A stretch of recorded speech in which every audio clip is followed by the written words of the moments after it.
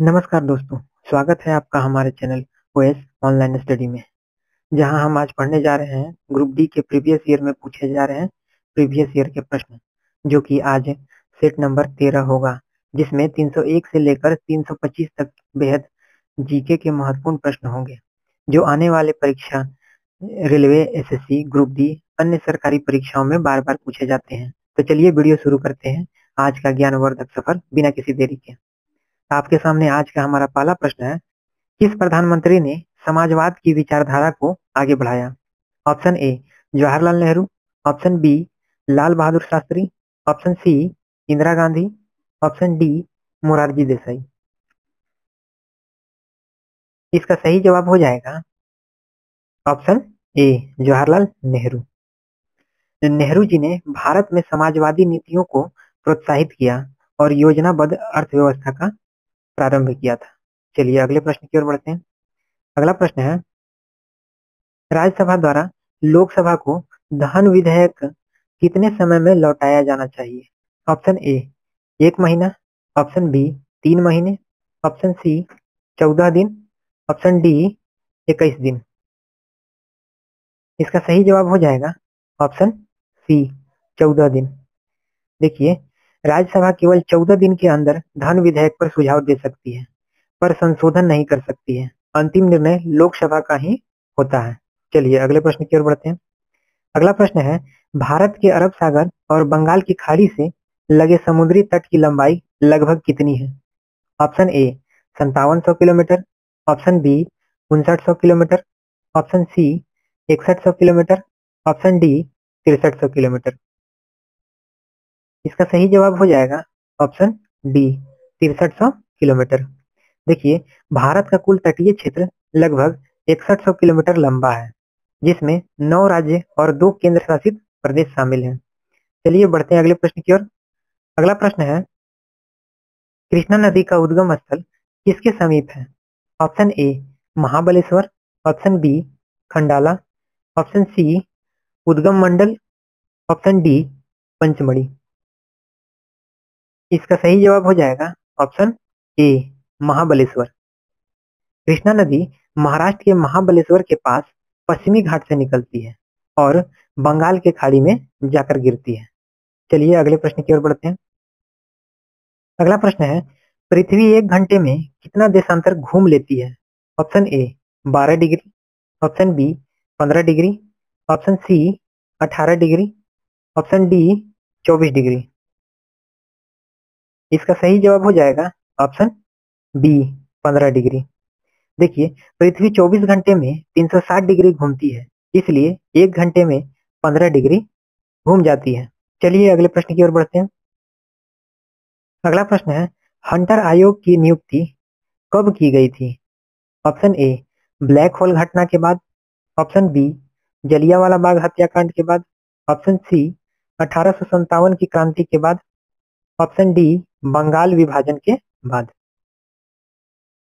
इसका सही जवाब हो जाएगा ऑप्शन बी जलियांवाला बाग हत्याकांड के बाद। देखिए, 1919 में जलियांवाला बाग नरसंहार की जांच के लिए 1920 में हंटर आयोग का गठन किया गया था। चलिए अगले प्रश्न की ओर बढ़ते हैं। अगला प्रश्न है, 2011 की जनगणना के अनुसार उच्चतम जनसंख्या घनत्व वाला राज्य कौन सा है? Option A Kerala, option B Bihar, option C Paschim Bengal, option D Uttar Pradesh. इसका सही जवाब हो जाएगा ऑप्शन सी पश्चिम बंगाल। पश्चिम बंगाल का जनसंख्या घनत्व 1028 व्यक्ति प्रति वर्ग किलोमीटर है। चलिए अगले प्रश्न की ओर बढ़ते हैं। अगला प्रश्न है, भारत में पहली रेल लाइन किन 2 स्थानों के बीच शुरू की गई थी? ऑप्शन ए दिल्ली से मुंबई, ऑप्शन बी मुंबई से थाने, ऑप्शन सी चेन्नई से मुंबई, ऑप्शन डी मुंबई से नागपुर। इसका सही जवाब हो जाएगा ऑप्शन बी मुंबई से थाने। देखिए, भारत में पहली रेल 16 अप्रैल 1853 को भारत की पहली रेल 34 किलोमीटर की दूरी मुंबई से थाने तक चली थी। चलिए अगले प्रश्न की ओर बढ़ते हैं। अगला प्रश्न है, भारत में कौन सा सदन अधिक शक्तिशाली है? Option A Lok Sabha, option B Rajya Sabha, option C दोनों समान है, ऑप्शन डी इनमें से कोई नहीं। इसका सही जवाब हो जाएगा ऑप्शन ए लोकसभा। लोकसभा धन विधेयक और विश्वास प्रस्ताव के मामले में राज्यसभा से अधिक शक्तिशाली है। चलिए अगले प्रश्न की ओर बढ़ते हैं। अगला प्रश्न है, भारतीय वायुसेना में कमीशन्ड अधिकारी का सबसे छोटा पद कौन सा होता है?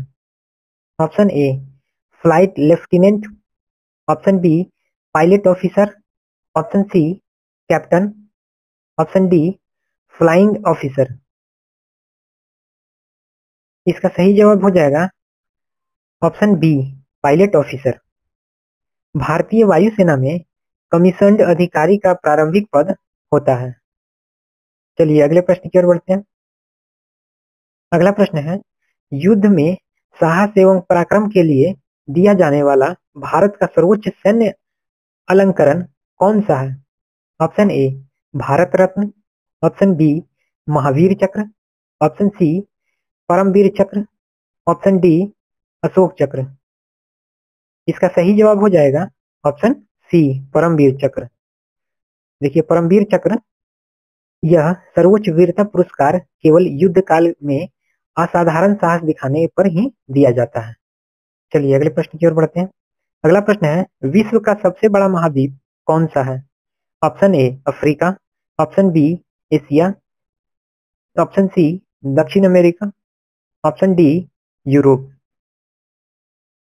इसका सही जवाब हो जाएगा ऑप्शन बी एशिया। देखिए एशिया महाद्वीप का क्षेत्रफल लगभग 44 मिलियन वर्ग किलोमीटर है और यह सबसे अधिक जनसंख्या वाला महाद्वीप भी है। चलिए अगले प्रश्न की ओर बढ़ते हैं।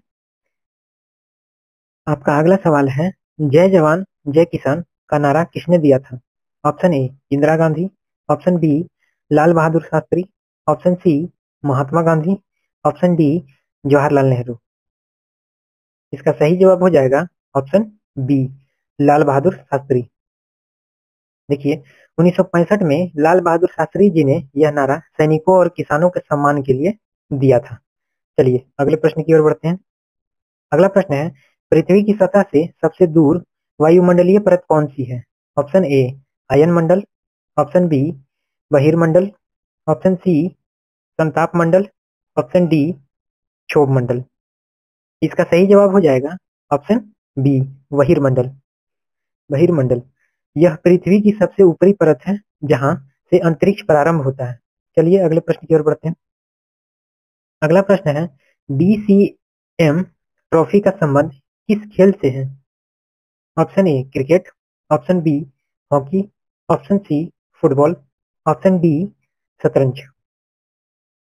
इसका सही जवाब हो जाएगा option C football. DCM trophy Bharat की सबसे पुरानी फुटबॉल प्रतियोगिताओं में से एक है।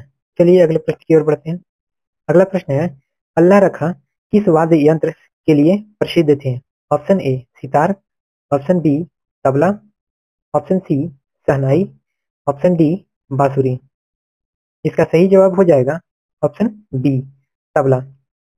देखिए उस्ताद अल्लाह रखा विश्व प्रसिद्ध तबला वादक थे और उस्ताद जाकिर हुसैन के पिता भी थे। चलिए अगले प्रश्न की ओर बढ़ते हैं।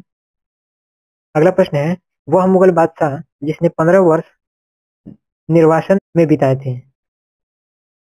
Option A Babar, option B Humayun, option C Akbar, option D Jahangir. इसका सही जवाब हो जाएगा option B Humayun.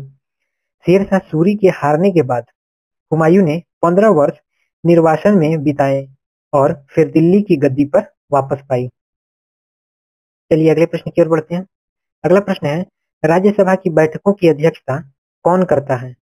Option A प्रधानमंत्री, ऑप्शन बी उपराष्ट्रपति, ऑप्शन सी राष्ट्रपति, ऑप्शन डी गृह मंत्री। इसका सही जवाब हो जाएगा ऑप्शन बी उपराष्ट्रपति। देखिए भारत के उपराष्ट्रपति राज्यसभा के पदेन सभापति होते हैं और संसद की अध्यक्षता करते हैं। चलिए अगले प्रश्न की ओर बढ़ते हैं। अगला प्रश्न है, किस गुफा में त्रिमूर्ति मूर्ति स्थित है? Option A Elephanta, option B Ajanta, option C Ellora, option D Kanheri. इसका सही जवाब हो जाएगा option A Elephanta.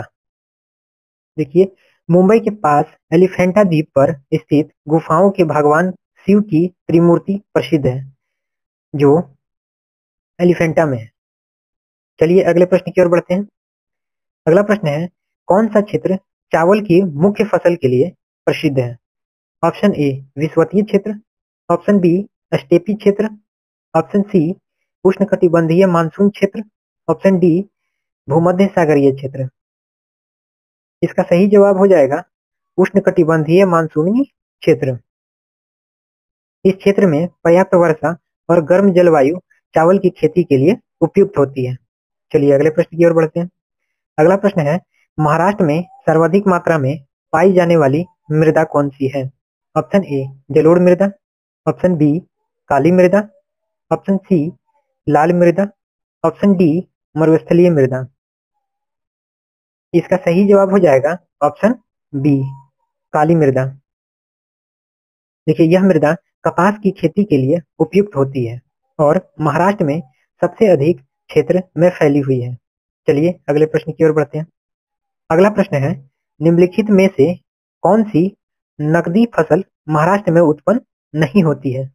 Option A गन्ना, ऑप्शन बी तिलहन, ऑप्शन सी कपास, ऑप्शन डी रबड़।